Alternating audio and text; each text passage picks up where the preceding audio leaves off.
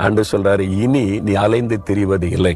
அப்படின்னா என்ன அர்த்தம்? இனி நீ தீங்கை காண மாட்ட, அலைந்து திரிய மாட்ட. நான் ஒரே இடத்துல உன் குடும்பத்தை நிலை நிறுத்துவேன். நீ சந்தோஷமா வேலை செய்ய, சந்தோஷமா பிசினஸ் செய்ய, சந்தோஷமா ஊழிய செய்ய, சந்தோஷமா குடும்பத்தோட மகிழ்ந்திருக்க நான் நிலை நிறுத்துவேன். இனி அலைச்சல்லாம் உனக்கு இல்ல அப்படின்னு ஆண்டவர் வாக்கு கொடுக்கிறார். உண்மையாவா? இந்த வாக்கு தத்தத்தை விசுவாசிக்கிறீங்களா? உங்களுக்கு சொந்தமாக்கி கொள்றீங்களா? இனி நான் அலைந்து திரிவதில்லை. என் குடும்பத்தை ஆண்டவர் ஒரே இடத்துல நிலை நிறுத்தி மகிழ்ந்திருக்க செய்கிறார். இனி இந்த தீங்கெல்லாம் நான் காண்பதில்லை. விசுவாசிங்க, ஆண்டவர் அப்படியே உங்களுக்கு செய்வார். உடனே செய்வாரா? இன்னைக்கே செய்வார். ஏன் அவரால் செய்ய முடியாது? அவராலே முடியும். அதனால விசுவாசத்தோட நீங்க ஜெபிச்சா போதும். ஒரு சமயம் ஒரு வெளிநாட்டுக்கு நான் ஊழியத்துக்கு போயிருந்தேன்னா, இந்த அரபு நாடுகள் இருக்குல்ல, அங்க ஒரு சகோதரர் ஜெபிக்க வந்தார். ரொம்ப சோர்ந்து கஷ்டத்தோட காணப்பட்டார். என்னையா விஷயம்னு கேட்டேன். மனைவி பிள்ளைகளா ஊர்ல, நான் இங்க.